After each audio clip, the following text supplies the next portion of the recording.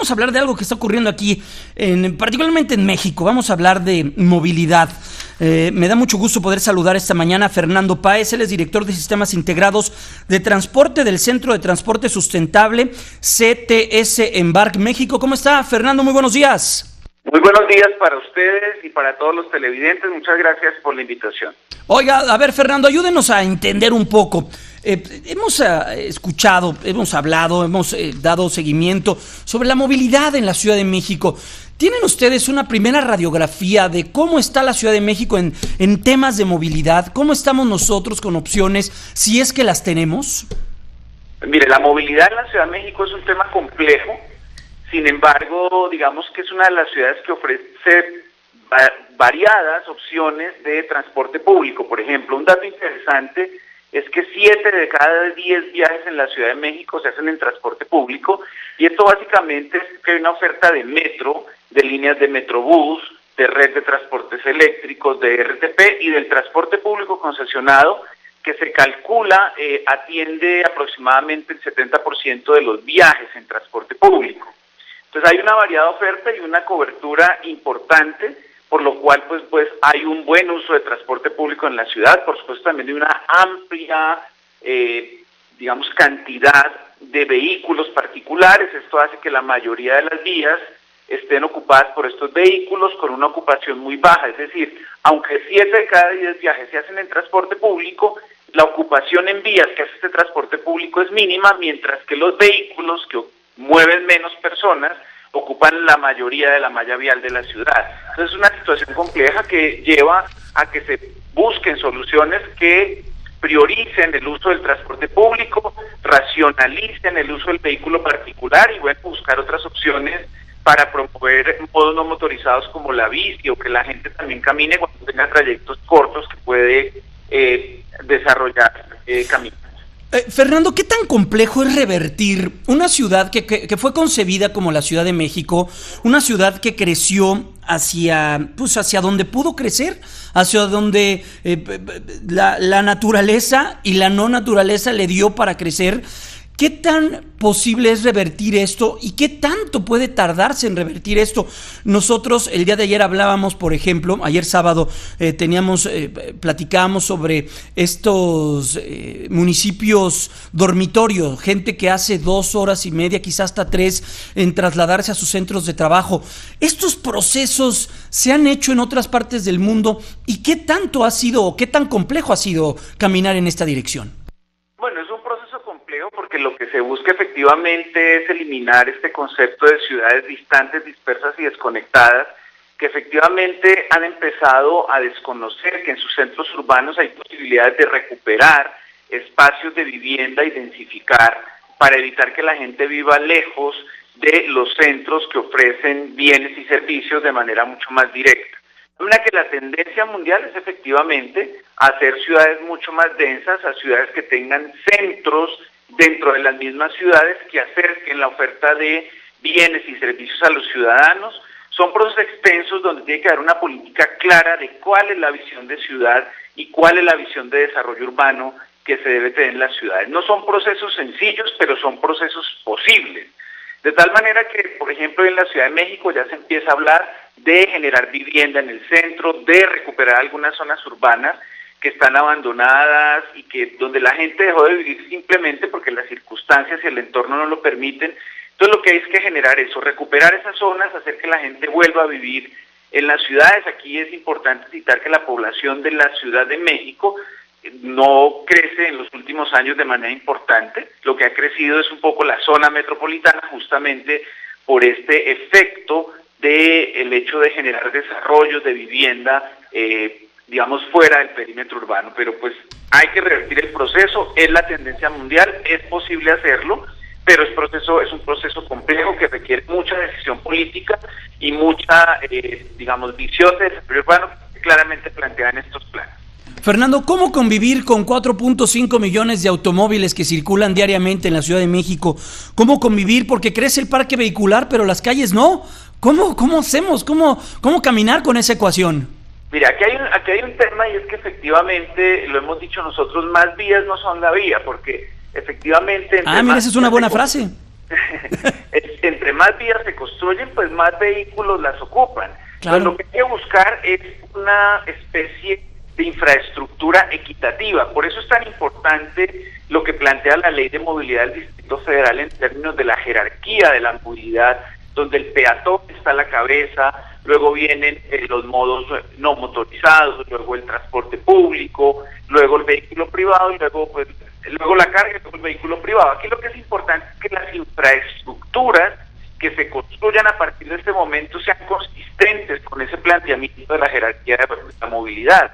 Es decir, que no se piense en vías que solamente piensan en los vehículos particulares, sino que estas vías sean equitativas para todos los usuarios de la vía.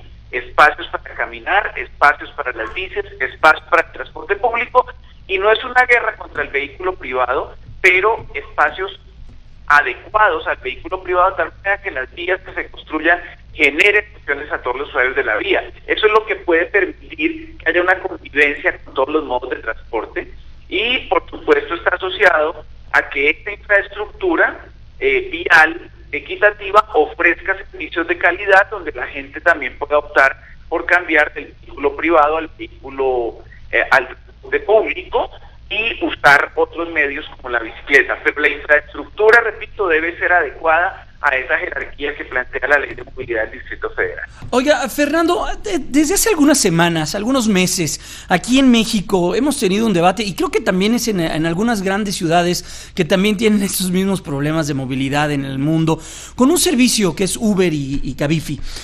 ¿Qué es lo que ustedes ven? ¿Esta es una respuesta o una solución, o puede ser una herramienta? ¿Qué es lo que ustedes ven primero con este tipo de sistemas? Y segundo, cuando gobiernos quieren meterse a regularlos, ¿ahí cómo ven esto? ¿Cómo camina esto? Bueno, varias cosas. Lo primero es que, digamos, hoy hay un servicio de transporte público individual denominado taxis en la ciudad, claro, que, de acuerdo con los datos de la Secretaría de Movilidad, mueve el 5.4% de los viajes de la ciudad, con aproximadamente para el Distrito Federal con unos 104 mil taxis en toda la ciudad. O sea, hay una oferta de servicio de transporte público individual que lamentablemente pareciera no está llenando las expectativas de los usuarios en términos de calidad. Entonces, mucha gente que podría hacer uso del taxi y podría dejar su vehículo particular en la casa, pues no lo usa básicamente porque hay problemas con la limpieza de los vehículos, con la atención por parte de los conductores para atender a los usuarios del transporte público individual, con el tema de las tarifas. Muchas veces es casi que a discreción del conductor lo que puede cobrar. Sé que no es en todos los casos, pero es muy usual. Y además hay unos mitos en términos de seguridad que afectan mucho el hecho de que los ciudadanos quieran usar ese servicio de taxi. En ese orden de ideas, pues surgen este tipo de plataformas tecnológicas, en el entendido también que la tecnología avanza muy rápidamente, que empieza a ofrecer unos servicios que le generan al ciudadano otra sensación de calidad, sensación de seguridad, sensación de limpieza, y eso hace que mucha gente que no use el taxi empiece a usarlo a través de este tipo de servicios, que son otros servicios que efectivamente no son taxis, pero que facilitan la movilidad de las personas a través de un servicio con mejor calidad. Este tipo de plataformas como Uber y Cabify lo que están ofreciendo es un servicio que está centrado en el usuario. Aquí no se está pensando en el transportista, ni se está pensando en los ingresos del sistema, sino cómo el usuario se siente más cómodo con el servicio. Y eso es lo que hace que efectivamente cada vez haya más adeptos a este tipo de servicios. Y, por supuesto, como bien se dice, defiendan el hecho de que estos servicios existan. Ahora bien, ¿qué es lo importante? Que estos servicios deben estar regulados.